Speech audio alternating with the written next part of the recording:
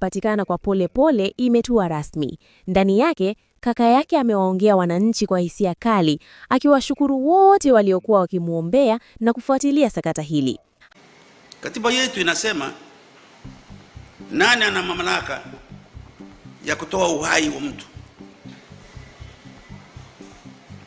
Ni mahakama. Na mahakama kule una procedure.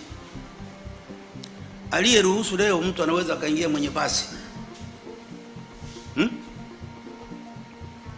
akakukuta, akakuburuza, akakutoa nje, wote mwenye basi tunatazama tu, na ni raia, na sisi tuna wajibu katika katiba hii kulinda katiba yetu.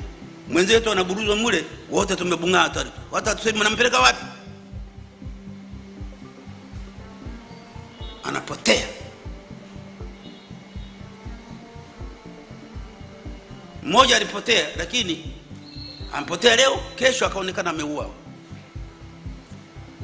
Nadhani mnakumbuka, ni mimi peke yangu. Mimi hapa niliodiriki kusema mambo gani hayo. Mwingine mniambie aliyesema ni nani? Si ninyi ni watu wa media? Ninyi mlisema? Mimi nilisema. Nani anaruhusa hapa ya kwenda kuchukua mtu mwenye basi? Anatuaibisha kabisa, anachukua mwenzetu, anakwenda kisha ameua. Alafu kesho yake anakwenda kwenye mazishi kule Tanga, anakwenda anabadilika, anataka kuhubiri Uislamu pale. Walimstahi, ilitakiwa umpige. Unatuletea maiti alafu unakuja kuhubiri dini hapa. Na wako wengi.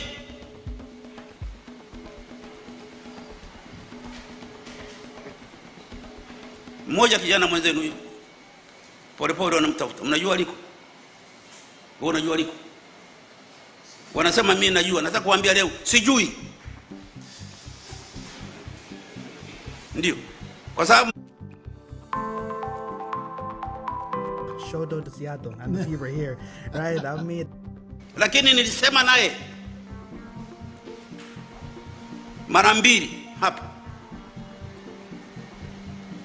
Mara ya kwanza ananieleza shida zake alizopata kule kwenye kazi Malawi, mwisho akahamishwa akaenda huko. Uniacha niseme hii ni mchango katika mazungumzo haya. Mara ya pili akaja anasema kusiwe na uchaguzi. Mimi nikamwambia kama hakuna uchaguzi hamtakuwa na rais. Kama huna rais, nani ataongoza nchi hapa? Si ni vacuum kama mchagua leo na uchaguzi ndio rais anapatikana. Kama haupo, nani anaongoza nchi yenu?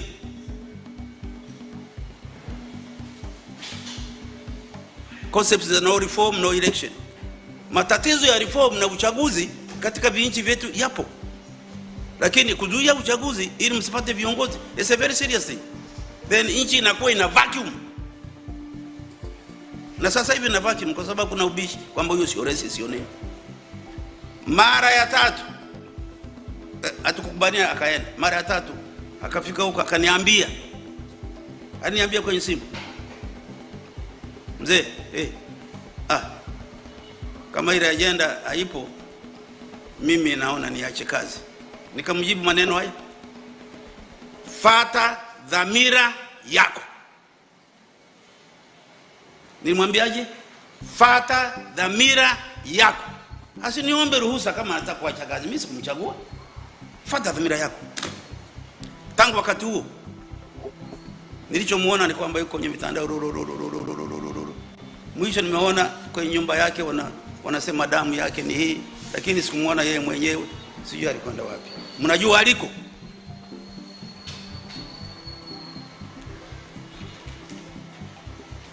That is a serious thing.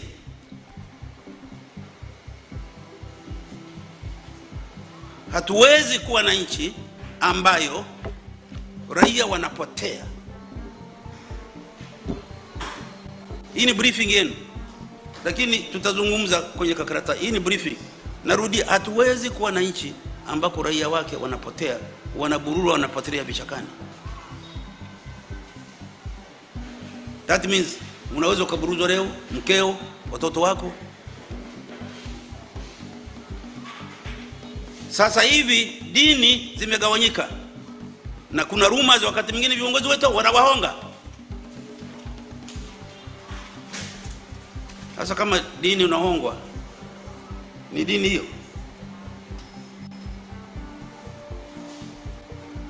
Ukabila umerudi. Woga. Media. Mnisamehe. Na waelewa. Ukifanya gazeti linafungwa. TV inafunga. Nani alikuwa ananiambia mengi? Joseph, wakati tunaanza mambo ya kabila ya katiba. Unajua tu alikwenda pale Warioba akapigwa pale. Mengi namwambia tuendelee, anasema nini yangu itafungwa. Ninyi siku hizi mnauoga fulani, na sitaki kusema sana, mnaujua kwa sababu matokeo yake mnajua. Hayo ndiyo tumeona nani wanaweza wakasimamia zoezi hili ili tutenge mambo mawili. Moja, uko msiba ni wetu wote, wala tusinyoshiane vidole. Ni wetu wote.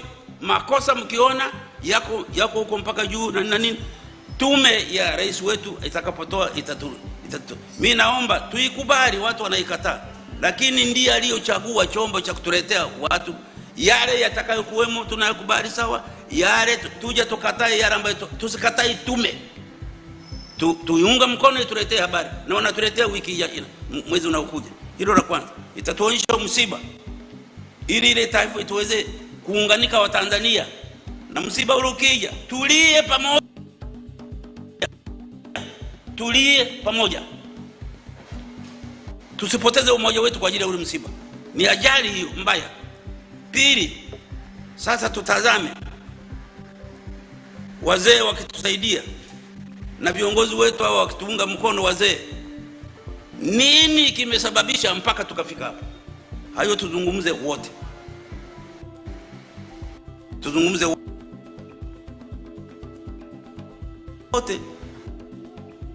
Na hapo ndipo takapokuwa tunategemea mtusaidie mazungumzo hayo yawe ya uhuru, ili tuweze, na mimi navyoona tukizungumza vizuri sasa hivi pamoja na msiba utukilia kama wa Tanzania, isi tufarakanishe. Mkifiwa mfarakani, mnalia pamoja.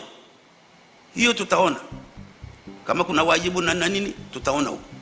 Lakini mazungumzo nini kimetokea, tutazungumza wote kwa uhuru, ili hii katiba anayosema mama atatuletea, mawazo yetu yawe pevu, yaingie pale.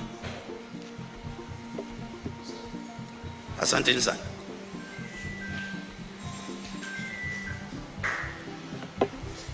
Maswali?